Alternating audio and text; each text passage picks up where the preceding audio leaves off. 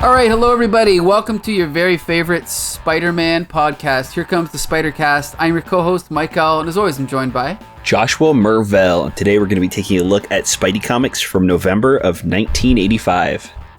That's right, and we got the full crew back here. G.I. Jolie, welcome back. Hello, happy to be here. Woo! All right, we can tell. And also, welcome back, Bex Luthor. Hey, it's me. It's just me. Hey. I'm here. I'm always here. I don't have anything else to do. Okay.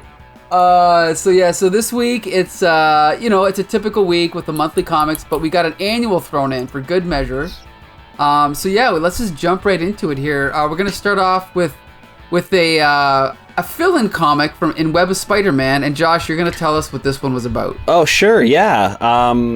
Okay, so with this issue, we start off with a flashback. Now, or I guess it's more of like a prologue. And this prologue is about half the comic.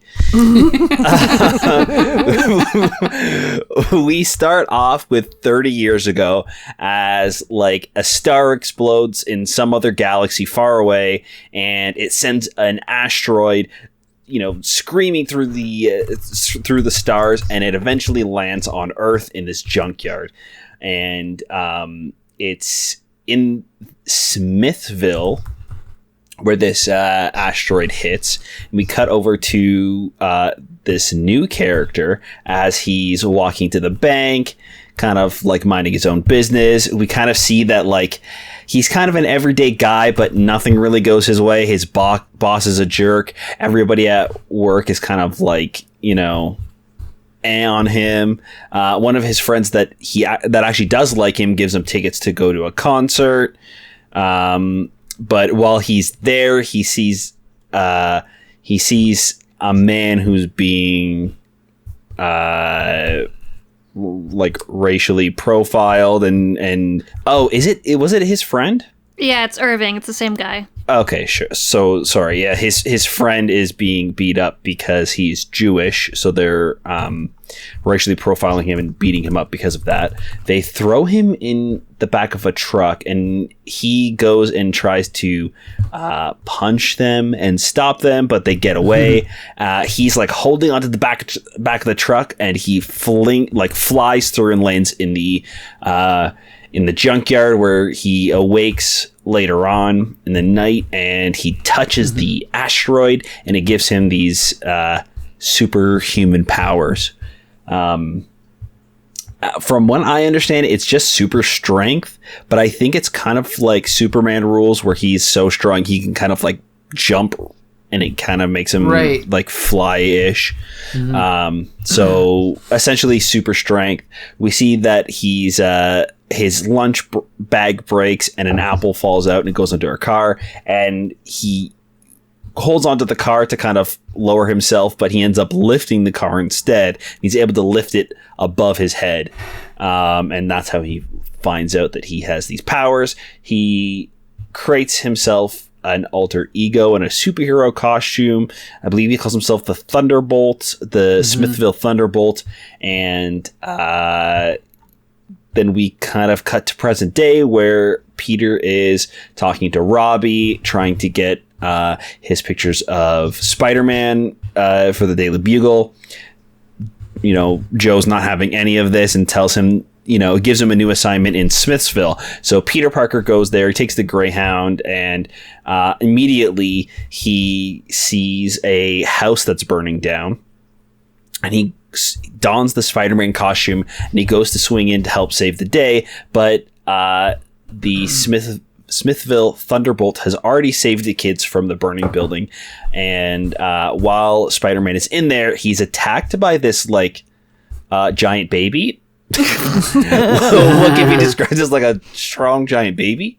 No, I don't know. It's just like some big dude with overalls and like a white t-shirt.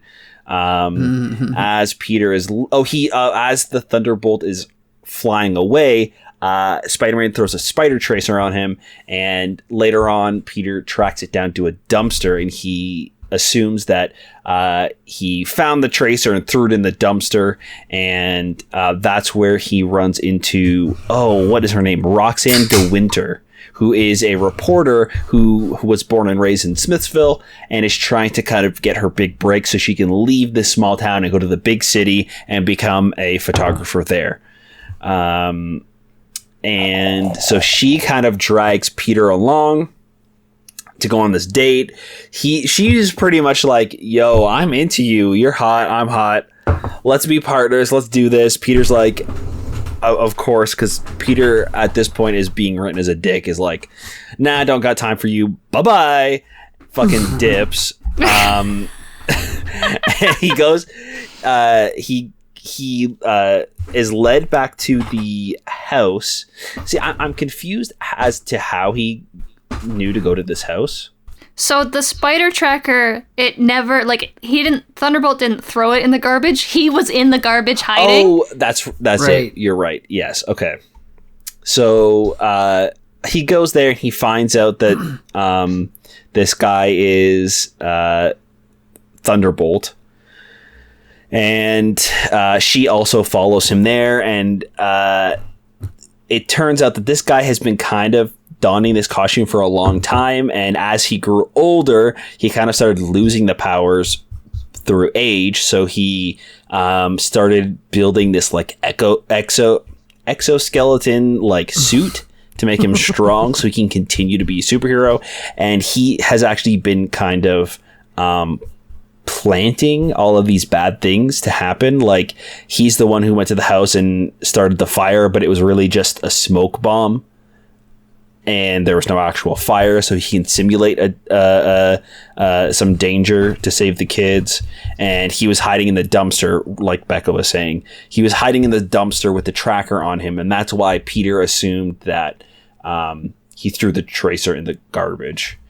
So Peter rips the camera away from what's-her-face, Roxy, as she takes a picture of him, and then the big baby smashes through the wall, and that's where we are left on a little bit of a cliffhanger there. Yeah, it's a pretty basic story. It's not very fun. The art is also pretty like inconsistent at times and weird. Peter is, as usual, written as just like a total asshole. And I mean, even the fact that Peter is in the symbiote costume, which we know at the time is kind of like he's flip-flopping between the two. But in this one... not the symbiote, the black cloth costume. Right. Yeah. But in this one, he's using it as if it were the symbiote costume. Uh-huh. Because the webs are even coming out of his fists. Oh, so this must be a fill-in they had in like in the can. Yeah. Oh, okay. This is 100% an issue that was just like sitting on the shelf for a while that they never used, and they just threw it in because they obviously had no idea what was going on with the web at the time. That's like 2 filler issues, and there's only been 8. Right. Yeah. And the thing is, it leads into the next one, which means that next issue is also a filler. Mm-hmm. Here's the thing: is I actually have fond memories of this story, and I don't mind it. I think it's a fun, done in. I was gonna say done in 1, but it's done in 2. Mm-hmm. But a done in 2 story, and I appreciate the fact that they can do a story like this and it can kind of fit anywhere, pretty much. Mm-hmm. But it is pretty. I mean. The art, the art's clear and it's concise, but it's pretty, like you said, uneven, and some of it's really bad. Like, some of the anatomy looks terrible. Right, and some of the expressions on people's faces, it's just like, what is this supposed to be? Like, right. When Thunderbolt realizes he has powers, the second panel of his reaction, it looks like either he's an old man without any teeth, or he's like, he's like, superpowers, like his lips are like weirdly like pursed or like sucked into his mouth, and he's like making this like side eye look. It's so weird, like weird choices throughout. Yeah. Julie, what do you think? This book is such an excellent reminder of the type of things that were allowed to be said in comic books at the time as well. Not only are there racial slurs, but there are several instances of racial slurs against somebody who's Jewish and against somebody who's a Black American. I'm not going to repeat them, obviously, but it's really strange that they would allow these things to be written in the 80s, even though the context is a flashback to the 40s or 50s. Right. It's so weird. When I read what was happening, I was jarred. It was jarring. I mean, I was already having a hard time with the comic book anyway, and to have a sign hung around his neck, and then the thugs calling that Jewish child what they did, or that Jewish man what they did, and then just the other racial slurs. I was just like, okay, I don't know that. I mean, I'm glad I live in the age that I do. Some people would say that it's too politically correct, but I would say this is just the right amount of accountability. And anyway, I don't know. my mind was reeling kind of after I read it, and then there was the part where I think Josh was sort of talking about how Thunderman? Smithville Thunderbolt, whatever, Thunderbolt. When I didn't even realize it was a flashback. One moment he had hair, and then the next moment he was bald. And he was drawn as if he was balding, and I was like, wait a second, what just happened? Is this like a mistake in the coloring? No, he's actually drawn with a comb over. Oh, he's aged. Oh my goodness. And then it all started to make sense, and to me, I don't know that it was a lack of sleep, but I feel like I'm going to attribute that rather to like poor storytelling. Mm-hmm. Well, it does say 30 years later, though. Does it? Where? Yeah, it says 30 years earlier at the start, and then it says yesterday. And then at the end it says end of prologue, and then goes to yesterday. But I can see it says 30 years ago, and then the asteroid hits, and then it says morning. So it was like that the morning after, like. Yeah. Mm. So here's the thing: he's turning on his tube television. Spider-Man crawls through the window, and then the very next page, the next frame, he's hairless. There's no intermission. You know what? I totally see what you're saying now. I didn't realize in present day he has hair. I see what you're saying now. Yeah, if it's what page is that? But like right when Spider-Man comes in, he's got a full head of hair, and then the next page he's bald and looks like he's aged 30 years. Mm-hmm. It's like closer to the end, and then he's like, it's right before he goes into the closet, his closet, and discovers that he is the Thunderbolt. Yeah. That dude's got hair. I never noticed, to be honest, that that there was this inconsistency here with the hair. And so now I'm wondering if this even is an old issue. If this is inconsistent, why wouldn't Spider-Man be swinging, from his hands an inconsistency as well? Mm-hmm. I don't know. Well, it might only be, if this is, okay, it might only be 8 months old, right? It might have just been one they had in the can for 8 months. Is that what you mean? Like, are you saying you thought it was maybe older, or what? No, I'm saying it might not have been if this sort of inconsistency is happening in the art where this guy is like young and then the next panel he's old. If they're forgetting, you know what I mean? It's just bad. Yeah, I see what you mean. So if that's the case for this, why it's definitely 100% possible that they would make that inconsistency for how Spider-Man swings. Could be. Yep. I mean, I do like seeing Spider-Man take the bus. At least he learned his lesson from last time. No more suburbs for Spidey.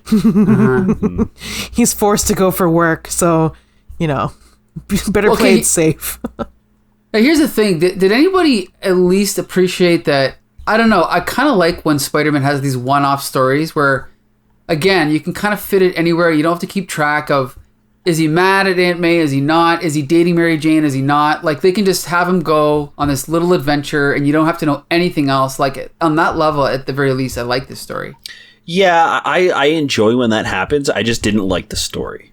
Like, I like that when you can jump into a Spidey comic and it's like self-contained. I don't need every single story to be world ending or roll into the next one like with Amazing, with what's going on there, and with Beyonder and Fire Lord and everything. Like, I don't need that with every single comic. Sometimes I want to just have like a fun time with this one character that I like and have this little story.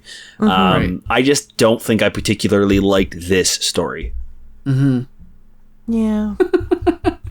I guess there's not that much to say about it. Becca, did you give your full review yet? No. Okay. What do you think, Becca? Yeah, I've got so much to add. Tell us your notes, Becca. Oh, my notes? At first, I was like, I read the first page. I was like, is this the 50s and this guy's going on a date with this other guy? And I was like, super excited. Right? I was like, 1950s homosexuals. That's my aesthetic. And then I was kind of in the same boat with Jolie, where I was like, whoa, okay, cool. I mean... Yeah, they're beating him up because he's gay. Wait, nope. Nope, it's because he's Jewish. Or maybe both. You know what? Probably both. Let's go both. Yeah, it's like, if you're part of any minority, you're kind of used to reading anything about the fact that, like, your kind gets beat up by regular people, right? And I say all that with air quotes, of course. So I was, like, immediately excited, and then I was like, oh, cool, never mind. But after that, I was like, cool. So, like, none of the... Obviously, we don't give the superpowers to any of the minorities, right? We give it to the blue-eyed, blonde-haired guy, and he could save the day. Yeah. And the black man is very thankful. Thank you, sir, for saving me from those racists. Not you, though. You're not a racist. Just those other white people. They're the racists. It just was an awkward comic to read with a 2021 mindset. Yeah. Also, something that pisses me off is you have the opportunity to make a new superhero, and that's the costume you give him. Yeah. It's got little blue booties and yellow socks. Like, come on. But didn't you take that as, like, again, it's like, oh, I don't know, like a throwback to, like, 1930s DC, like, crappy superpowers and crappy costumes? That's how I took it. Yeah, I didn't mind because he was an old man in the 50s. Yeah. Like, if you look at the superheroes from the early, like, the 1940s in DC, it's like, you know, the Red Bee, you know, these guys, they had okay, what's your superpower? I got a strong left hook, you know, like, they just didn't think, I don't know, they didn't really have much imagination back then, so this kind of fits in with that aesthetic, I think. Right. I do enjoy that he is still, years after he's lost his powers, jacked as all hell. Yeah, like, in that full page of him where he's just like this crinkly old man, ripped and shredded. Like, dude. Right. He's like, I lost my superpowers, man. Do you work out though? Like, yeah. Well, it doesn't seem like he has to, since he's built himself a whole exoskeleton to compensate. Yeah, like, he puts on the exoskeleton arms, but then all of a sudden on the next page he has the full costume. So maybe that's supposed to be him with the exoskeleton on, and that's why he's so jacked, right? Maybe? Well, maybe. I guess he looks jacked without the exoskeleton. Okay. Like, when he has the one arm on, his other arm is ripped. A little bit ripped. Yeah, I don't know. I think it's just because he's like a superhuman now, right? So even when he's old, he's still going to be kind of strong. Yeah. But all I like is the last panel with the big baby coming through the wall. Baby. That's pretty funny. As soon as you said big baby, I was like, he is a big baby. He just looks like a big baby. Big baby. He's got a big diaper. No wonder he's so angry. Oh, he's angry. And, like, sorry, am I mistaken, but is he claiming that he's the Smithville Thunderbolt? Does anybody else feel like the Smithville Thunderbolts exist as, like, a junior minor hockey league? Well, My little sister plays for the Smithville Thunderbolts. They're varsity. Yeah, we're very proud. well, I mean, the thing is I've already read what happens, and I don't want to spoil it, but I believe what happens is this big baby, he gets exposed to the rock, and so now he's got the powers, or something like that, and that's why he has the powers. Now this guy doesn't. I think that's what it is. So why doesn't I think his name's Fred? Why doesn't Fred just go back to the rock, get more superpowers? Because you know what? I don't think he knows why he got the powers. I think he just got them, right? Like I don't think he ever identified that it was the rock itself that gave him the powers. Idiot! It's a glowing pink rock. Well, if you notice though, when he woke up, he had his hand over his eyes because he had such a bad headache, and he just lifted himself up on a big giant pink glowing rock, so he didn't see it. Oh. Yeah. You don't think he'd be like, I never had superpowers till I woke up in that junkyard. Maybe that had something to do with it. Nah, couldn't be. Nah. That sounds dumb. That's stupid. Yeah, impossible. But I don't know. I like the idea of like an old dude trying to still be a superhero, like a washed up 50 superhero, still trying to like make it in today's society. But like, there's no reason for him to do it. You know what I mean? Like he's just doing it.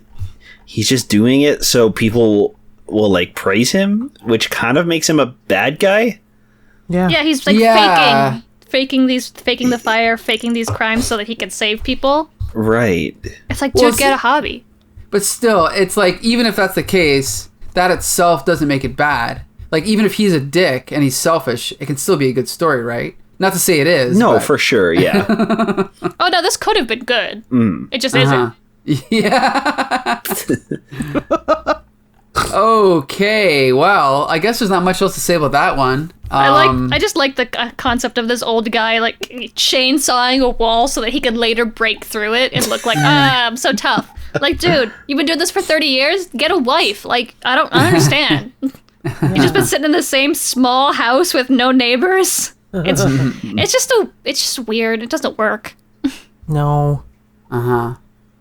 Well, we got one more issue to go in this story, so we'll find out what happens next month, right? See, maybe they can save it in part 2. Come on, Fred. You can do it.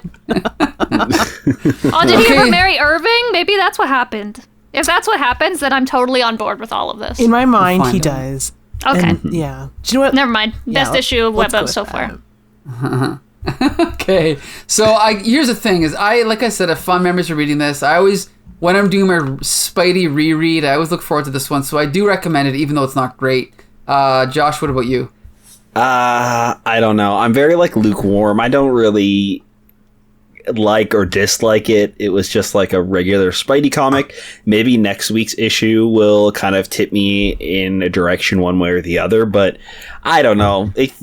If what we said interests you in any sense, then read it. Judge Jolie? This book was terrible. I feel like I'm always this bearer of bad news. Like, saying it's terrible. I can't recommend it. It's not good. It's actually horrible. And there's a part 2? Why?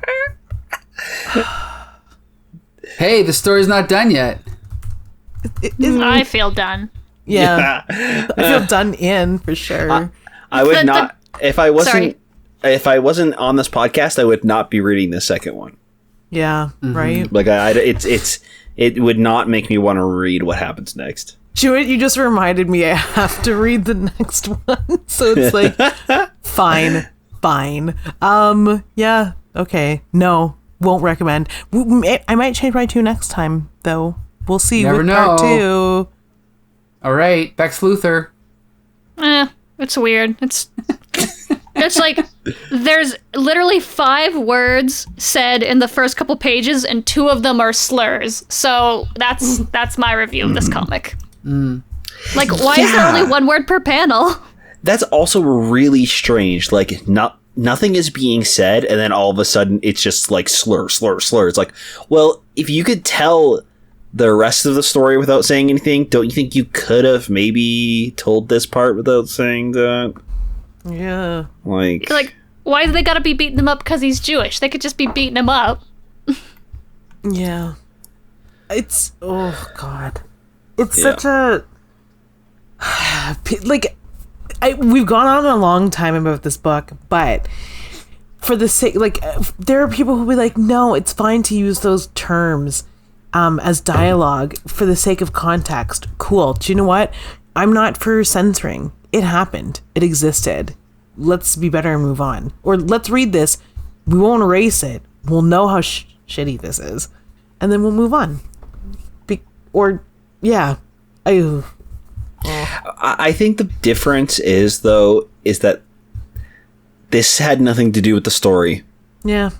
It was there just to create a bad guy, and we don't see the bad guy ever again. Like it's nothing. Yeah, they could have just as easily, like, if you'll blink and you'll miss it. He's wearing a yarmulke in the panel before when he asks him to go to the concert with him, right? And I didn't even catch that he was Jewish until they hung a sign around his neck that said it, and they called him what they did, and I was like, oh, okay. They could have just stolen his. They could have just been thugs who were like beating him up for his money. They didn't have to. You're right, Josh is exactly right. It really didn't have anything to do with the story. If it did, though, it would make sense, but it doesn't in the long run. Yeah, that's the thing. I think superhero comics can definitely deal with these issues, but this story doesn't really deserve it. It doesn't really deal with it at all. It's like you said, it's also the white savior complex, right? Like saving the Jewish kid, saving the black kid, and it's just another white guy. Yeah. Yeah, it just seems like it's just to be like, oh, this guy is really good because he helps minorities. It's like, what? All right, cool. Like, Smithville's just really racist, I guess. That's what I learned. Yeah. Well, I mean, Smithville does sound super white. I was gonna say, at least it's accurate, maybe, to a small town. Maybe they'll bring it up. Maybe he worked with the Black Panthers or something later in life, and it's all part 2. We'll wait. Right? All right. On that note, we're going to move on to the next comic, which is Amazing Spider-Man number 270, featuring part 2 of Spidey's fight with Firelord. Who's taking this one? I think it's me. G.I. Jolie. It's you. The hero. Speaking of Jewish people, it's called The Hero in the Holocaust. What? I gotta go. Segue. Okay. So, long story short, or for the kids, TLDR, Firestar-Lord, Star-Lord? Firestar. Firestar. Star-Lord, Firefox. Firefox comes to Earth, and he just battles Spider-Man all across New York until one of them knocks the other out and subdues them. Hint, it's Spider-Man. The Avengers fly in, and that's it. I mean, you're not wrong. She's not wrong. That's what happened. Yep. Okay, so now let's do the long version. So the whole time, he's talking about how he's not a beacon of Galactus. A herald. That's it. He's a herald, something much more respectable of Galactus. And I don't know what axe he's got to grind, but he really wants to kill Spider-Man. And there's something about the war happening too. And a pizza joint. Anyway, he's been foiled a few times, and he's kind of got an itch to scratch. And the itch is called Spider-Man. And yeah, so he chases him around New York, and Spider-Man needs to like best him somehow. So we see Spidey in the black sewn together or actual symbiote? Sewn together costume, because we're still flying around in that one. He must be like on the fifth laundering day. He's been in it for a while. So yeah, that's all he does. They like. It's like one of those comedies where it's like a comedy of errors. They like crash through an office building and they mess a bunch of stuff up there. And I should say, there's a really interesting character named Catherine Cushing who has become the city writer or the city editor of the Daily Bugle. One, Power is the name of her game. She just snatches the cigar right out of JJ's mouth and is like, don't smoke this junk around me. It stinks. And then walks out of the room. I'm like, a queen. Yeah, I died. You're currently speaking to the ghost of Jolie. She puts on her glasses and storms out. But again, she's been tasked to write, about what's going on, I think. And she's all shade. She's new to the paper, and she's immediately swinging her D around. Because Robbie, he's like, why don't you take Parker? He's our usual photographer. She's like, I don't like that guy's pictures. She's like, sucks. Hate him. Am I not mistaken? Did she not already meet Peter? Yeah, she definitely did. Yes. She met him in Web number 5, yeah. Didn't they get along? Yeah. Okay. I think, based on, I just looked her up. She was created by DeFalco and Frenz, but she first appeared in Web number 5. So I'm guessing that it was one of those things. I know what happened. Is that 269 of Amazing was written before Web number 5, but it was held up because there was a fill-in. That's what happened. So it's just all out of order. Gotcha. Yeah. Okay. I just like that there's this little exchange where JJ and Robbie see eye to eye, and he's like, can you believe what she just did? Yeah. And he's like, yeah, Jonah. And he's like, well, you better hide your pipe. Because they're just straight up smoking wherever they want in the Daily Bugle. Like, honestly, two people who smoke indoors, being an ex-smoker and sometimes indoors, yuck.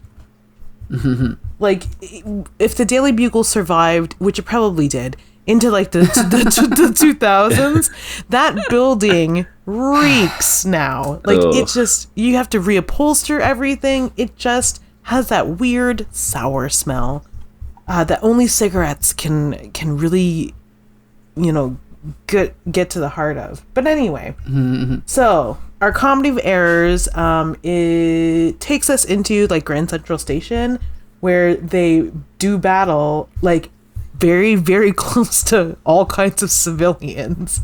Fortunately, I believe no one dies. And they continue to hash it out, and then Firefox is able to phase through a subway, the subway car. Well, burn through. Oh, well, that destroyed everything. Yeah, okay. He's a hot boy. Sorry, immediately started singing. Was it Ja Rule? Anyway, it's weird because it cuts to the Avengers Mansion right in the middle of their subway battle. Right. Yeah. So it's at the height of their battle, and he's burnt his way through, and he thinks he's bested Spidey. Like, the train car will smush him, but little do they know half of his battles happen in the subway. So he's very used to sticking to the walls and to the tops of the subway cars. I mean, that's where half of these books take place.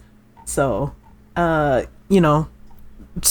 fine. And then it cuts to Avengers Mansion, and they seem to have somebody named Raymond Sikorsky from the National Security Council. It's like they're cutting in from another book. It says it's cutting in from Avengers 258. So whatever was happening in Avengers 258, that's where they've decided that this is going to be. And Janet, the Wasp, does she tap onto his Firefox signal? Yeah, they get like a distress signal from the government. God. That pretty much is like, listen, we got a code red, Firelord's on a rampage, and he's about to kill Spider-Man, so you better go do something. You guys know Fire Lord. He's, You know. Yeah, and you know what's really weird too? In a way, yeah. They're like, this alien creature is on a rampage in New York. Wake up. Spidey the whole time too is like, well, I sure hope somebody bigger helps. Yeah. And so he's barreling down the tracks. Now the whole shebang's on fire. And let's see here. I mean, I guess New York will be under construction all the time everywhere, like every big city ever.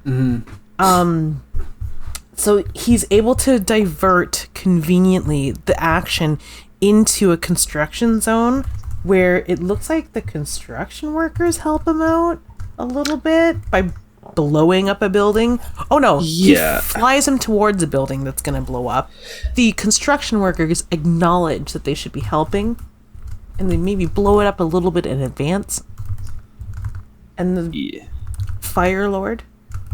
Yes. Yeah, he is knocked unconscious by the rubble. And that is how the Avengers, when they finally freaking arrive, that's how they find him. Wait, no, he comes out. Sorry. Yeah, he wakes up and then he blows up a gas station which knocks him out. You missed the part where he blows up a gas station in between that. Oh shoot, sorry. But only for like a couple of minutes, and then Spider-Man's gotta like punch him. Yeah, then he beats him up by punching. That's it. And it's not even just like a little bit of punching. It's a full like third of a page. It's kind of spectacular, dare I say amazing. Where the action, he's like blue and he's hopping around, and it's kind of cool. It's finally one of those things where it's like where they use the coloring to the advantage of the action that's happening. I mean, we could discuss in the art later, but yeah, eventually Firelord passes out and the Avengers show up, and that's the end of the book. Yeah, they're like, oh you got this. Okay. The end. Discuss. Here's the thing is, to many people, this is considered a classic story. Jim Owsley, the editor, thought this story was so grand, he saved it for 2 months because he was considering publishing it as a graphic novel. What? Ugh. Yeah, why? I don't know. The same reason that, the internet is plagued with people asking who would win in a fight between Hulk Hogan and He-Man. I have no idea. I'm not saying He-Man, obviously.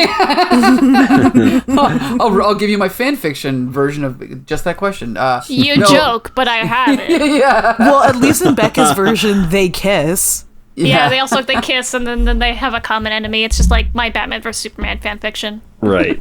And my Godzilla vs Kong. I was just about to say that. This story, I think this story is fine, but it's just another typical, it's fun and it's fine, but it's very typical, very formulaic. I'm sure you guys agree. I don't know. Josh, what do you think? Yeah, I think it would have been better if, there was more story to it, especially coming off of last week's issue. I feel like they could have maybe finished this off last week. Right. I mean, nothing else significant happens in this one story-wise that warrants a second issue. In the previous issue, pretty much the exact same thing happens, except for we find out why Firelord gets angry, right? So then for half the issue, he's fighting Spider-Man. He goes and swings to the Baxter building. It's disappeared because Doctor Doom is blasted into outer space. Right. And then he's running, and then Peter gets away, and he's just oh, I'm safe now, thank goodness. But then he has the guilt of oh, but no, I can't just run away from the problem. Uncle Ben, remember what Uncle Ben? It's okay, yeah, we get it. You're Uncle Ben, we get it. They could have cut that out, and they could have just slapped the end of this with starting from the building collapsing on him, and stuck it at the end of last issue, and it would have been good, I think. But it feels a little too drawn out, and again, nothing story-wise happens in this issue. Right. Bex Luthor, what do you think? Yeah, no, I'm on board. It's strange because the cover of it, you have the Avengers, and I say that with quotes because what is going on with the team right now? I'm not caught up on what's going on in Avengers during this this time. Yeah. What a bunch that they got. They got some good ones there. You got Black Cap. Yeah, you got Captain America and Wasp. Cool. Who's the guy in the armor? You got Black Knight. Black Knight and Hercules. And don't forget Star Fox. Star Fox fuckboy. Here. I hate Black Knight. I don't like his costume at all. So the thing but I listed them all. There was more. You forgot Star-Lord. Anyway, go ahead. I really hate this cover. It's so misleading. Like, it looks like Spider-Man is taking everything too far and just beating the crap out of Fire-Lord. Like, I'm gonna beat him till he's dead.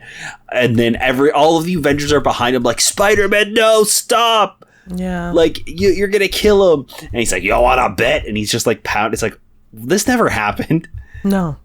I don't know. Yeah, he punches him until he knocks him out, and then Captain goes, oh, I think he's good. And Peter goes, oh, yeah, you're right. This is Thank you. 110% more action than the Avengers actually saw in this comic. Yeah. Yeah, can we talk about what they're doing? They're, like, interrogating some poor man. Like, Hercules is, like, completely hovering over him. Playing good cop. And then when they show up, there's no, like, action pose, nothing. They're just standing around Fire-Lord's lifeless body. Oh. We don't even see them, like, jump out of a helicarrier or, like, run into it. They're like, you did it. Mm-hmm. Fire-Lord's dead. Good job. Something that's interesting to me is my partner and I, we were just on it. We talk about Spider-Man as a couple does. We were talking about how strong Peter Parker is, just like on a physical level, like the strength of a spider compared to other Avengers and stuff like that, and how this boy is strong. He is a tough boy, and this issue could have been interesting because he tries to like defeat Fire-Lord with all of these contraptions because he obviously couldn't just punch out a Herald of Galactus. Like, he has to put him through dynamite and hit him with a train and all this stuff, and then what ends up defeating him is just good old fisticuffs because Spider-Man is that freaking strong. And this could have been a story where he realizes that, like, I have the proportional strength of a spider, and what that exactly means, and it means that you are ridiculously strong, like one of the strongest, if not the strongest Avenger right now. Like, it's crazy how strong Spider-Man is, and this could have been that. But instead, it was not anything. And some of the best things about Spider-Man, too, is that he's also, like, extremely smart. Like, he uses his wit in partnership with his strength and his powers to defeat enemies.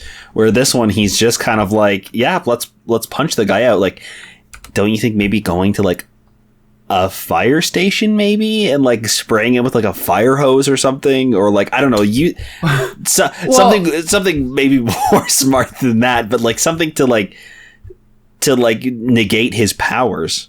Well, I thought it was smart to lure him into the building and then blow up the building. That was cool. Yeah. But other than that, here's the thing: the scene where Fire-Lord burns his way through the subway car was bad. Because you don't see it. Even Jolie was like, oh, he phased through. But it's like, you should be able to see what he does, not have... He's actually explaining it. Managed to increase my body temperature in time to easily pierce through the outer shell of this puny earthly vehicle. That's terrible. I don't care even afterwards, we see the people screaming. Like, the conductor is like, mouth agape, looking at the flames. The woman is screaming, the tracks are on fire! We're all gonna die! The next panel is, but the flames die out as soon as Spider-Man leaps from the train.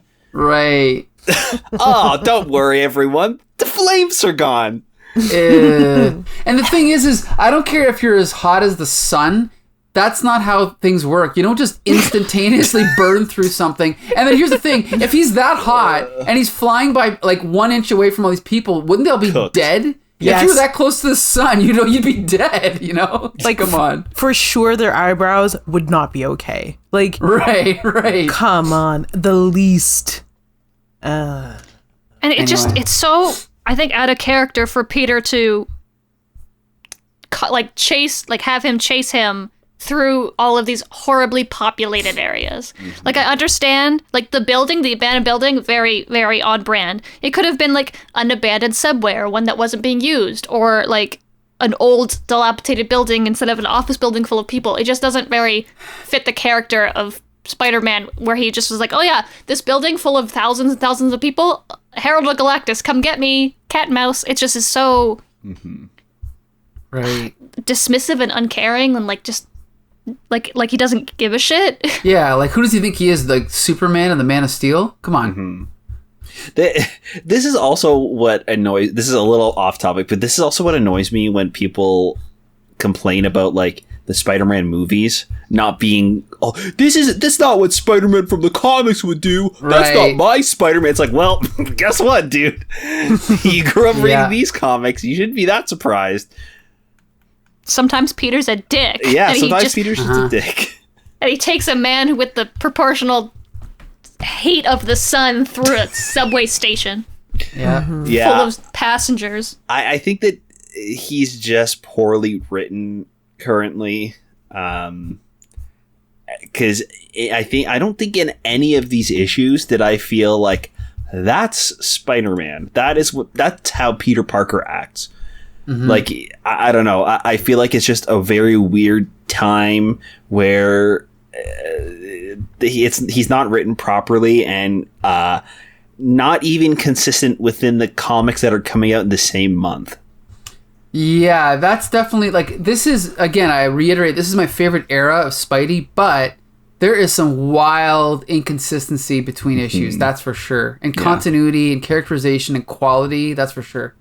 Yeah, I can't believe, like, after you said what you said, I can't believe that this guy was actually going to release this as a trade. As if it was, he felt that self-important about this particular story.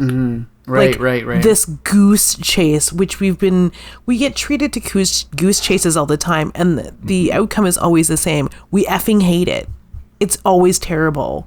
It's never good. And he was going to insult readers by publishing this anyway. I'm more offended than I should be. No, but he's right though, because readers love it. This is considered a classic, and Idiots. we're like, dumb. Yeah. I think like Mike said, there are some really fun things in this issue. Like I don't know. I didn't hate reading this one because it was easy, and it like this was like the quickest read out of all of them. I think because it was just like. They fight. Okay, cool. I don't have to really linger on the dialogue too much because it's like, oh no, a crowd of people, whatever. They're fighting, of course. Like nothing matters in this issue. But there's some fun things like the building exploding, and then he's clearing the gas station so he can have Firelord fly into it and blow himself up. But oh shit, there's still one guy here. He's not gonna make it before Firelord gets there. I gotta jump and grab him out of the way. Like there are some really fun ideas. It's just that at the end of the day, there's no story. Like nothing significant happens for the payoff of like the cool fun things. So like it's not a good like comic or story because of that. Now, one thing I do have to point out, though, before we wrap this up, is that, I don't know if you guys noticed, but the inker is different on this issue. It's Bob McLeod. Did you guys notice that? Yes, looks because better. It's real good. Yeah, it's so much better. I think he's, like, probably one of the best inkers in the industry at this point, and it just makes it look so graceful and polished, and, like, I don't know, he just really brings out how good the pencils are. Like, it's just too bad that, Ron Frenz is usually stuck with Joseph Rubinstein, but what are you going to do? But yeah, I thought the art was a lot better, and I guess you guys agree. Yeah, like, Firelord is cool. He's just a cool looking, like, it's a cool concept. Just a guy on fire, and he wears hot pants, and his explosions are cool, and it's just fun to look at. And, like, when he's shooting off his flames and the staff, and he's flying, and the flames look good, and the art's good. Like, when the train's on fire, it looks pretty freaking dope. He eats pizza. I like that first issue where he just wanted some pizza. Remember when he just wanted some pizza? That was fun.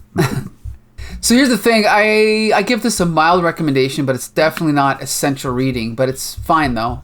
There's nothing. I have no issues with it. Bex Luthor, what do you think? Yeah, no racial slurs here, so we're all good. Yeah, no, it's a real easy read because it's just a fight scene that's drawn out for an entire issue. I really wish Firelord at the end would have like kind of groggily been like, but what about my pizza? Like, yeah, there you go. There's a good ending. Better than we got. G.I. Jolie. Josh always makes me hate it less. I always come with the fire, and then he'd be like, but like, and then explain really well, and then be like, okay, fine, but I still hated it.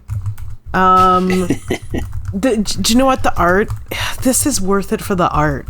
That was what was killing me, is that while I was reading this, I was like, why is this story terrible, but this art is so good. Right. I mean, there's a weird pose where Spidey's mangled that even I was okay with because it was so clean.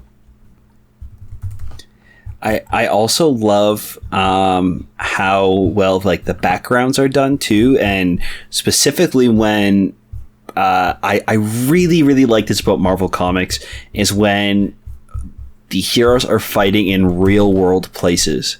Sure. Like landmarks. Like they swing into Grand Central Station, and we see the entrance with like the big clock up on the roof with like the statues there, and then he's swinging inside, and we're seeing these big rounded archways and the clock in the center of the room. And I always love when they can get those like places drawn correct, and it makes it feel a little bit more real when you're reading it, because if you've been there, you can be like, oh my god, that happened there, kind of thing. Like, right. I don't know, it feels a little bit more grounded and fun.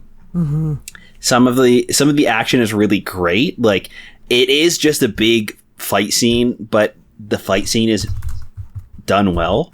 Like, I was never, I guess besides the weird stuff on the train, I was never lost as to what was happening. Yeah. Like, it was really clear with the stuff in the building and them collapsing it, and then the gas station. It was all really great. So I would recommend it, but I would also say that it's not like a great story. It's just a super fun, quick read. Right. Exactly. Woo! All right. So with that, we're going to move to Peter Parker. Number 108. Part 2 of The Death of Jean DeWolf. Okay. So, let's see here. So we got... I forgot that's what happened. Yep. Yeah, I just got bummed out. So we pick up with the... Who's Jean? Oh, wait, Jolie, did you read part 1? No, I was absent. Jean DeWolf is his cop, like, police chief cop buddy. No, I wasn't absent for that. Did I forget? Oh, I forgot. I'm sorry. So it was 2 weeks ago, right? Yeah, because it was 2 weeks ago. Right, yeah. Yeah, right. So, yeah. Sorry. It was so detrimental to Jolie that she forgot. Well, to be fair, it didn't seem very detrimental to Peter Parker either. Because all he had to say was drats. Yeah. So... what did he... Yeah, what was his exact words? Drats, I think. The drats? Or was it like gosh or something stupid? Something like that, darn. Yeah. But anyway, so we pick up... We pick up with the death of the judge that's just been murdered by the Sin Eater. And it's a really weird story. Like, we followed out to the crowd, and all of it, like, Peter's walking outside, and then all of a sudden the Sin Eater is just standing in the crowd with a gun. And Peter changes into Spider-Man, and Sin Eater pulls a gun on him, but he jumps up in the air, and then he turns around, and I mean, I don't know why I'm laughing, but Sin Eater has actually shot an innocent person on the street. And in the same crowd, yeah, we're all laughing. In the same crowd that Aunt May is in. So Peter Parker's like, let this be another nightmare. Let me wake up. Aunt May, where is she? I don't see her. But I do see that lunatic, and he's reloading. The devil he is. And then, this is a perfect time for Spider-Man to have a quip. So he says, you, Jean-Claude Killspree, drop it now. So he webs Sin Eater. They fight. Blah, blah, blah. They fight some more. And then finally Peter sees Aunt May in the crowd, and she ends up being okay. Sin Eater gets away. He tries to throw a spider trace on her, he tries to throw a spider tracer on him, but Sin Eater, like, you know, bats it away, so it doesn't work. Then we cut over to Sin Eater getting away on the subway, still wearing his mask, mind you. I mean, hey, I guess people do wear ski masks. The guy behind him is just like staring at him wide-eyed. What is the panel? I know. Those two are my favorite panels. The one where Daredevil is looking the wrong way, be like, I wish I wasn't blind. What? That's what he says. Oh, God. Man. It's terrible. Anyway, so then we cut to the next day, and Spider-Man swings into Detective Stan Carter's office, and they have a little, you know, conversation about what's going on with the case. And he explains what a Sin Eater is, which I think is kind of cool. But then we find out that he used to work for S.H.I.E.L.D., and then they talk about Jean DeWolf, and then we cut over to... And again, this ties back to last month's issue where we saw a guy in a church confessing his sins. So I'm assuming this is the same guy. And then we cut away. Spider-Man is... he goes to Jean DeWolf's apartment because basically Stan Carter hinted that he could go there and, like, you know, rifle through the evidence or whatever. So he goes there and he finds out that Jean DeWolf apparently had a crush on Spider-Man because she's been saving all these pictures of him and blah, blah, blah, although she never showed it, and he's wondering why. So then we cut over to the funeral, and everyone's standing around, and then Matt Murdock, he senses the heartbeat. He's like, wait a minute, one of these people is the Sin Eater. And he's like, I let you down last time, Horace, but not again. This time, secret or no, I'll get him. But he can't figure out who it is. And then everyone, you know, the crowd disperses. And that's basically it. They all leave. And then we cut back to the church, and now it's the Sin Eater, which, who knows, maybe it's the same guy that was there earlier. He's in the confession booth, and he's like, you know, talking to the priest, and he's like, bless you, Father, for you have sinned. And then he murders the priest, and that's the end. So dumb. Part 2.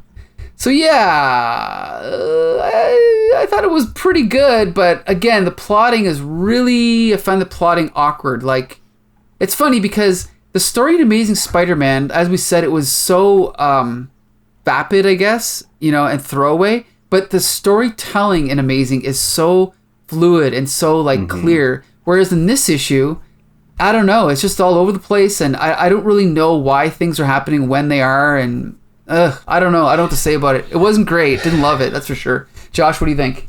Yeah, I think if you told me that... there was a story where this guy is taking, like, justice into his own hands, and it's this mystery between Peter and Matt Murdock, and they're trying to solve who this person is after the death of their, you know, mutual friend. Like, that's a really good story, and it's a mystery, right? But it is done, like, they're stumbling through the story. Right. Half the stuff, like, doesn't really make sense. Half of it is, like... the characters are all written weird and wrong. like the police officer having a signed headshot of Nick Fury in his desk just to give some sob story about how he used to be part of S.H.I.E.L.D. And then making Jean DeWolf a Spider-Man fangirl and having this, like, weird manifesto and, like, cutting out Black Cat's face because she's jealous. and now Peter feels bad, like, oh no, like the only thing he had to say last issue was aw crud. And this issue he's like, oh no, this hot girl had the hots for me and she's dead now, right? Put a bone now. I care. Like, it's just all so weird, and I like the story they're trying to tell. I just don't like the way that they're telling it. And I really did not like... I'm really not liking these issues because of that. Because I really want this to be good. I know there's a good story in here. It's just that they're, like, falling ass backwards into it. Mm-hmm. Julie, what do you think? Yeah, it's terrible. I feel like I'm always siding with, like, Josh here, but he kind of hit the nail on the head. I like the story that they're telling. I just really hate how they're telling it. It's terrible. Like, that Jean DeWolf stuff, it was like 3 panels of him lamenting this hot girl's death. Oh, if only she wasn't so aloof. Why was she the way that she was? I could have totally gotten with her. Like, do you know what? Have you been censoring these? Well, sort of. Marking them explicit? Fuck off, Peter. Like, seriously, I'm sick of, I don't know. Maybe I've read too much. Reading Spider-Man has made me hate Peter Parker. Or maybe reading bad stories about him have made me hate him. Reading his relationships with women, or how he treats women or views women or is around them at all, makes me really just despise him. And I do not understand the choices that are made in this book. Why did he kill the priest? Why did the Sin Eater kill the priest? I mean, we know why. Well, we'll also find out later, I'm assuming, right? It's a mystery. I mean, we get it. There's obviously some underhandedness in that Catholic Church. They're telling, you know what I mean? The Sin Eater is getting down to the nitty gritty of what is sin, and then we get to question morality probably with the next one, and it's like, I don't know that this is the kind of story that I want to read, or if it is this kind of story, I definitely don't want to read how it's being written right now. And I thought Peter David was supposed to be like this king of Spider-Man. Well, yeah, he is, but whatever. I mean, we'll see how it goes, right? As we read these issues. Well, it's not going. Well, here's the thing: is that well. At this point, Tom DeFalco and Ron Frenz were obviously the most popular creators because they were amazing. But I personally never enjoyed their stories. I always found them disposable. But whatever, we'll see how it goes. It's like the first story. I mean, I hate to go on and on and on about it, but it's like it's all very performative. It's like, oh, drugs are like, I feel like we're gonna get like a war on drugs story soon. Like, and the Sin Eater is like your character that you see now, who's a villain, who's painted to be like, he's meant to make us question whether he is a villain or not. And it's like, is this what's happening?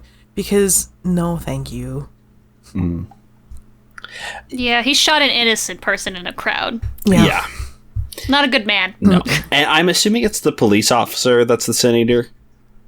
I can't say because we haven't gotten to part 4 yet. But it's the police officer, right? I know who it is, because too. like, I mean, the reason why that the priest dies is because the priest is at the funeral and he says something like, when the victims are black, particularly lower income, you can forget any police attention at all. And the police officer says, I wonder if the Sin Eater does request. So I ain't saying nothing. But anyway, Bex Luthor, what do you think of this issue? It's garbage. No, I'm with Jolie. Like, the last issue where she does die pissed me off to a point where I don't know if I can forgive Spectacular anymore. And, like, this one is just like, God, Peter Parker really just does not give a shit about women. Like, he just leaves Aunt May, first off. Like, that's, I don't agree with that decision. He's just like, yeah, she'll be fine in this crowd with a gunman. I shouldn't protect her. Like, Peter, you can't save everybody. Holy shit. And then he just blasts through the crowd and Peter jumps out of the way and a lot of innocent people get shot, it looks like. Yeah. It's troubling. And like, I don't know. And then the whole Daredevil thing is just one of the funniest freaking things I've read in a long time, though, where he's just standing on the street, hands on the hips, turned around and Sin Eater's right behind him. And he's like, man, I wish I wasn't blind. I could totally see him. Like, that was the best. What does he say? What does he say here? Not even my hypersenses cut through it all. This is the one time I'd kill to be sighted. I don't know what Sin Eater looks like. And he's right freaking behind him. But it's even funnier that Sin Eater's wearing his ski mask. Like, you don't know what he looks like. That's him. There he is. And like Josh said, that guy standing behind Sin Eater on the subway. Just like staring at the back of his head like, oh. Yeah. Like, the art in this is not good. It's really funny. Like, people are just, their faces are really funny and not appropriate for the situation at all. It's kind of just a big mess. It could have been a cool mystery. Yeah, do you know what? It gave us a lot of really great contributions to the butt tally, but other than that, there was nothing here. Yeah. Yeah, do you know what? I totally forgot about Daredevil in this book, and now that I've been reminded, I love it. But like, yeah, Daredevil got that booty though, for sure. Yeah. Daredevil is like the Nightwing of Marvel Comics. He got that booty all the time. Yeah, there's something to be said about just a self-trained gymnast who's blind. Hands on the hips. God, I wish I could see. I just can't. It's just like in the middle of like, and I know it's not meant to be funny because like it's not written like it's meant to be funny. But it's hilarious. It's like the perfect meme format too, though. It's literally perfect. Yeah. And also the bus. I don't know if you noticed, but the bus has like it just says "cop shot, $10,000 reward" as an advertisement on the bus. Yeah. Yeah, what? Don't you think that maybe the police should be doing that? Like, what? No. What? Who put this billboard up? And like Peter ripping his mask off and being like, "Oh, I'm sad now that I knew that she actually gave a shit about me." I don't know, Peter, maybe you should have cared anyway. Like, it was obvious she cared about you. You're just an idiot. Ah, crud. Yeah. Ah, crud. Ah, crud. I could have boned her. Dang. So basically we have a case of Amazing is a flimsy, superficial story told well, and this is what could have been a good story told poorly. And Web is just whatever's left. Yeah, Web is just both. It's poor. It's a poor idea and poorly executed. Web's on its third filler issue out of 8 issues. Right. Like, yeah. Yikes. It's the orange popsicle in a box of popsicles. Yeah, okay. Yeah. I like orange popsicles, though. Is it your favorite? Yeah, I fucking love orange. Okay. Well. So Web is... Which one? Do you not like? About, like, the purple one? We struck a chord here. Mike's like, we gotta stop talking about popsicles. Look, we can talk about butts, but popsicles? I draw the line on the question. So, I still recommend this issue, even though I don't think it's great, but I still think it has enough about it to recommend. Bex Luthor, what do you think? Because I know who the Sin Eater is. You think you do, but anyway. No, I know who it is. I know who it is because when the Sin Eater dies and goes to hell and then comes back, I read that comic. So. Oh, okay. Isn't he like a big gross monster? Anyway. I don't think so, but anyway. When he comes back from hell? Are you thinking of a different character? Maybe. Are you thinking of Hobgoblin? No, he's like... in like more modern interpretations, he's like a big goopy monster from hell. I don't think so. I think that's someone else. He gets the Juggernaut's powers. Okay. I'll have to look that up. No, it's him. Okay. Oh, okay. Yeah, no, I don't recommend it. Sorry, the last issue was, like, I already wouldn't be reading it, and this one is just, like... And it sucks, because, like, who the Sin Eater is could have been cool, but they'd, like, literally spell it out for you. Like, come on, guys. Have some mystery. Josh. Who could be the Sin Eater? Is it this person or this person? You know, for the record, before you say anything, Josh, I do think most whodunits, unless they're like really good by a really good writer, are always very obvious, and that's why I don't usually like whodunits. But anyway, I honestly, even if the whodunit is obvious, if it's a good story, I don't care. If it's still fun to watch, I don't need to be surprised as long as it like makes sense, it's fun, there's like some good mystery for the characters, at least like a reason for them not to suspect like certain people and some people more. Like, I don't know, as long as it makes sense and it's a fun read, I don't care if I know who it is. That being said, this blows. I don't like it. I really don't like this issue, and I think it's just because I'm looking forward to reading a good story like this. It's not giving me that. So I think I'm just like even more like annoyed by it and just not enjoying it. G.I. Jolie? Nope. Pass. All right. Okay, so now we're going to jump to Amazing Spider-Man Annual number 19. I thought we were done. No way. We got a double-sized issue here. It says right at the top. We're double-sized done annual. with annuals now. Who's right? taking this one? It was me. I got All it. right. Hold on. I got an ad. Hold All on. right. Okay. I just love how we go from Alistair Smythe with like Yeah. hunky boy with the mullet to incel.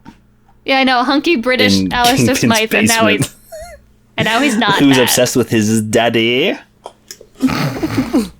Why does he keep saying daddy? Daddy? Okay. I have to remember that the context that daddy didn't mean what it means now. So we'll start the comic, and this cover is beautiful. I just want to say, like, anytime Mary Jane is in the spider costume, that's just right up my alley. Mm-hmm.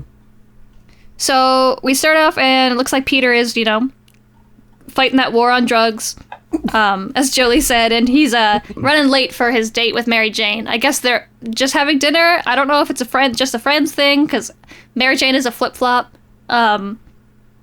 And she's constantly talking about how she doesn't want to date Spider-Man now that she knows that he's Spider-Man, even though, like, girl, you got dressed up nice. Like, what are you trying to say? I don't know. And then he finally shows up, and she's, like, talking about how scared she was that he wasn't going to show up, and she slams the door on him. And then we pan over to Alistair Smythe's room, which looks like my high school bedroom, just plastered wall to wall with half-naked women. I joke. I just had Spider-Man posters. And then, like, obviously, Alistair blames Spider-Man for the death of his father, which wasn't Spider-Man's fault, right? No, but he thinks it is. No. Yeah. And then it turns out that when Kingpin gave Peter the hat back, then we're back to the hat. The hat catalyst. It's always the same writer, Louise Simonson. The catalyst. He put a tracker in the hat because he knew that it was going to be given back to Spider-Man, and I think that's so smart. And in a really dumb comic, that's pretty smart. So he's like talking to. But the thing is, though, why would Kingpin give the hat to the inventor? Like, to clean it. It got you're dirty an inventor. and broken. Stitch this back up.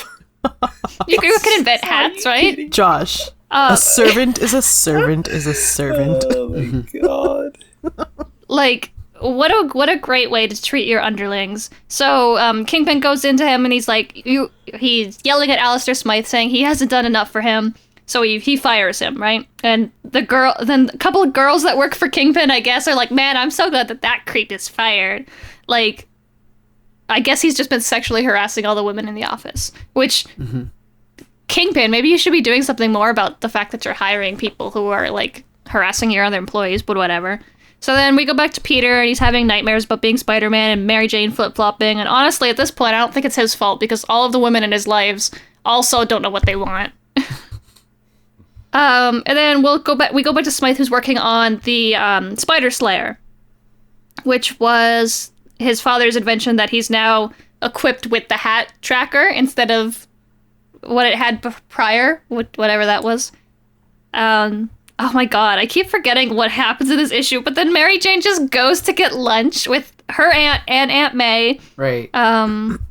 And then, obviously, Aunt May's wearing the hat, so Alistair Smythe tracks the hat down to the restaurant where they're having lunch. But, of course, at that exact moment, Mary Jane's aunt wanted to try the hat on. So Alistair thinks, oh, that must be Spider-Man's aunt.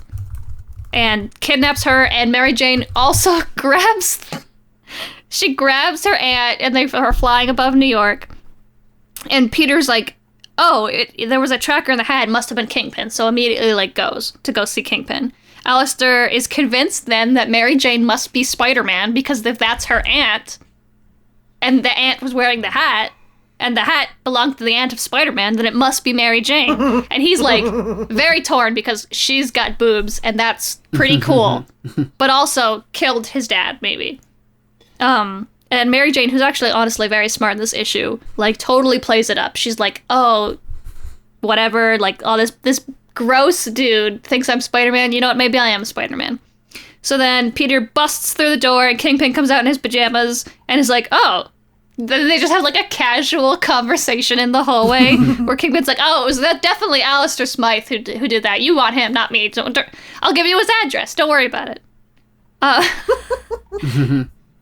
So then we go back and Smythe is like saying, like torturing Mary Jane and her aunt and saying, you have to tell me who Spider-Man is. And she's like, okay, fine, it is me. I am Spider-Man.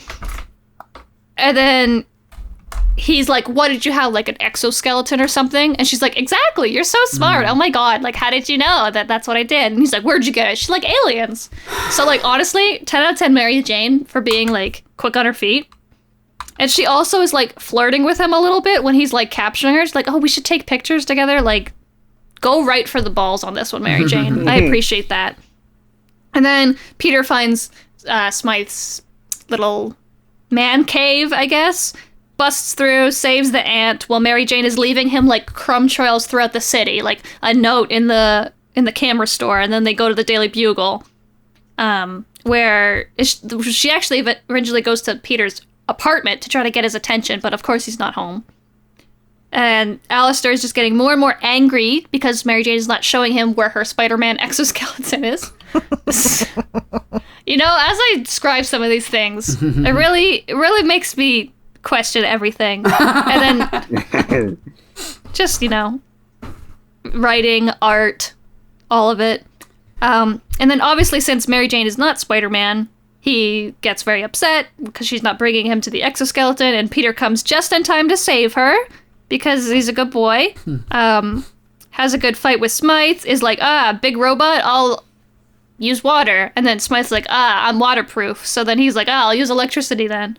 And then he brings him to like the train station to attack the Spider Slayer, and it like gets electrocuted, and then Spider-Man's like, oh, sorry guys, to like the train conductor, and he's like, nah, don't worry, man, it's all good, fam. And then Peter goes back to the Daily Bugle where Mary Jane still is for some reason, and she sells her picture that she took of Alistair Smythe to the Bugle, and it pays a lot of money, and then they go to dinner and get a kiss. The end. Annual. Over. What the fuck? Yeah. In a month of, you know, unevenly quality comics, I gotta say this might be the worst. I think there's moments that, like, I think Louise, I usually like Louise Simonson's writing, but this premise to me is idiotic. And like the fact that it's double sized makes it twice as worse. Twice as bad.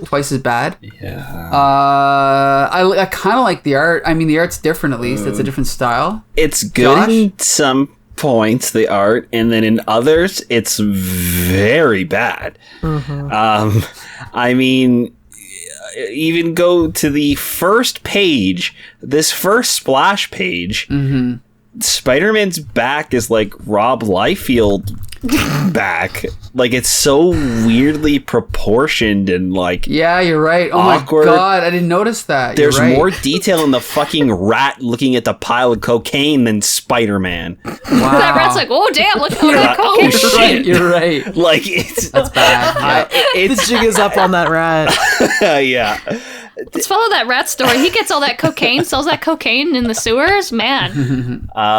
Yeah, for the most part, it's fine, the art, but there are definitely parts where everything just looks broken. Right. The story is... It's so stupid. The whole thing is balancing on Alistair Smythe knowing for some reason that only ants wear this hat. It's because the note on the hat said to Aunt May. Yeah. When he got it to fix it. Oh, so he read that it was Aunt May? Or I think it says to. I gotta find it. It Here. I think says it's to my aunt. Yeah, he's like, so he knew okay. that it was for somebody's aunt. Gotcha. And that it was important to Spider-Man. Gotcha. I must have God, missed that I part. love how he's like, she's got the hat. Must be her. Right? That was the part that was like, okay, this guy's supposed to be, is he a scientist? I don't know. He's an inventor. Yeah, okay, so Disgusting is what he this is. guy's supposed to have brains. Now he must be real stupid. because he's like, no, like his first thought wasn't, I've made a mistake. It was Mary Jane is Spider-Man. Yeah. I don't know, man. No human looks like this. Famous model. Yeah, dumb. This is a troll. There's no human on Earth looks like this. I don't know. Have you been to a convention? No offense. I get there's something. I mean, clearly an exaggeration, but I don't know. I mean, that's what I mean. Like, I actually don't think the art. I mean, the art is bad in some places, but the way that she draws this guy, I think, is actually kind of cool, like kind of funny.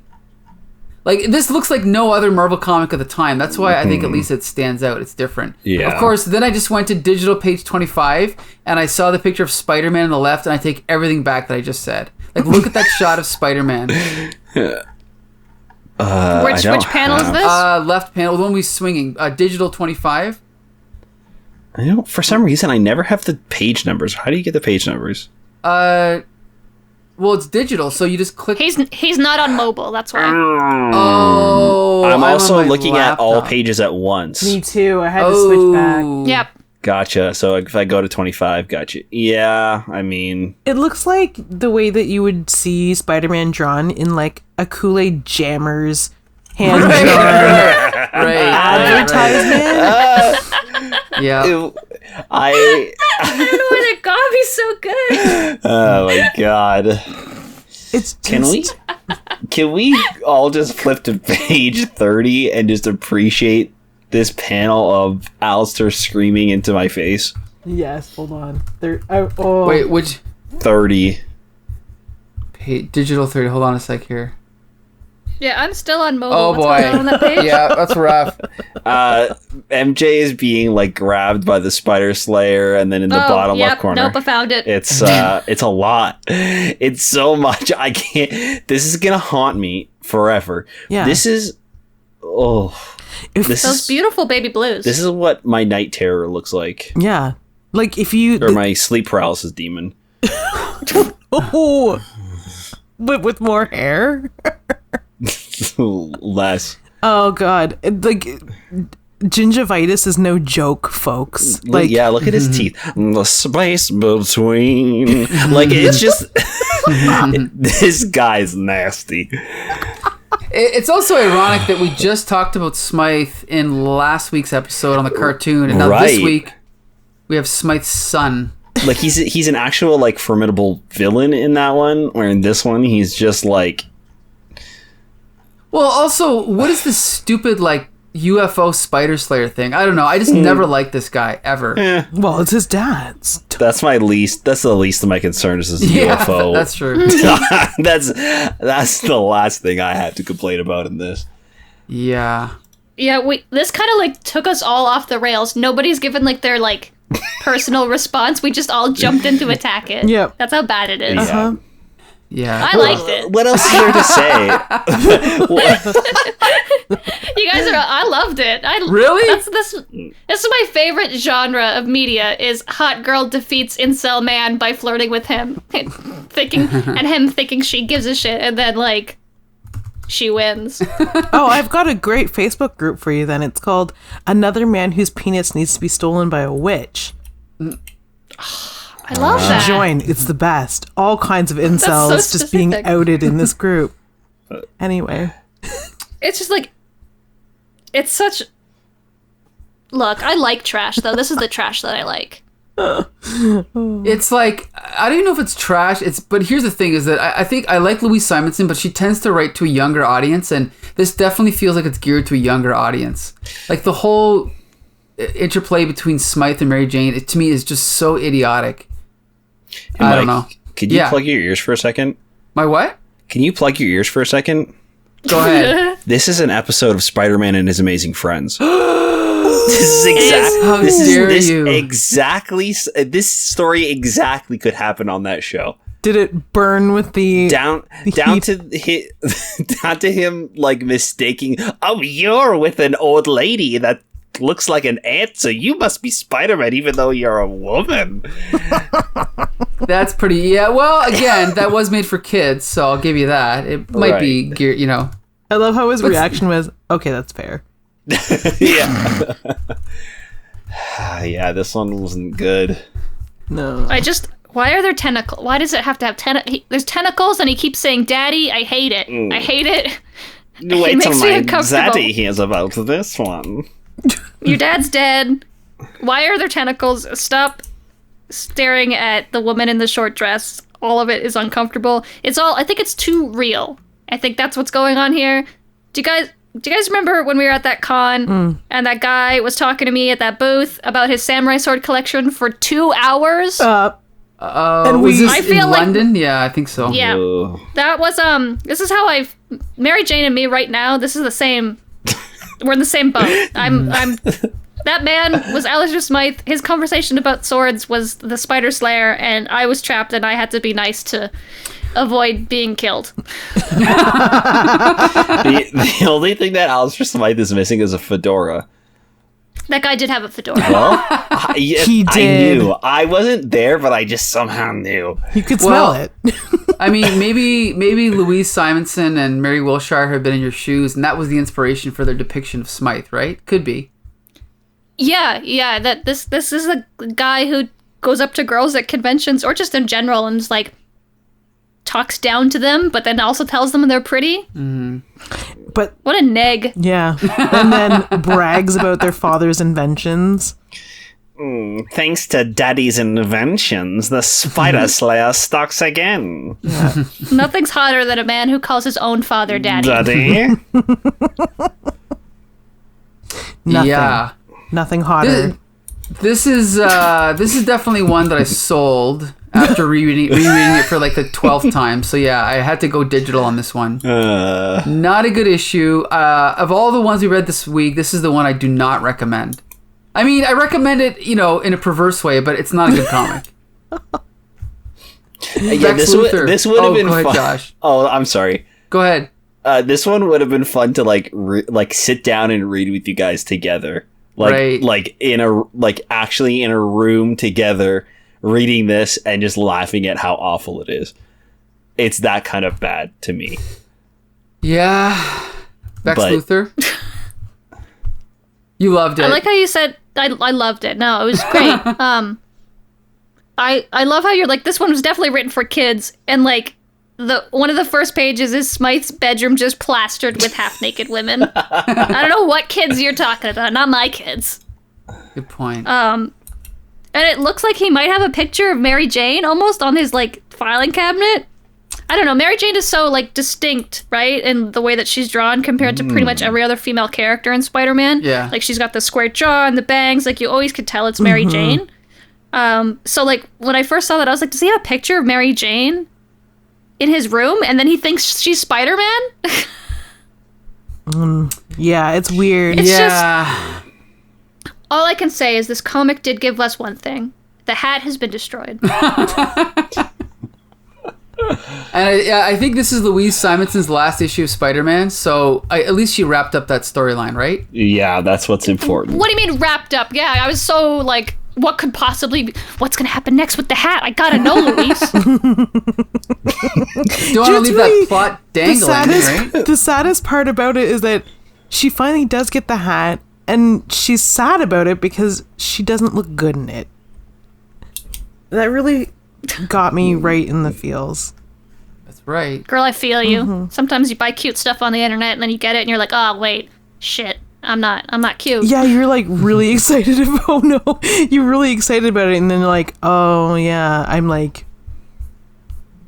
a hat person.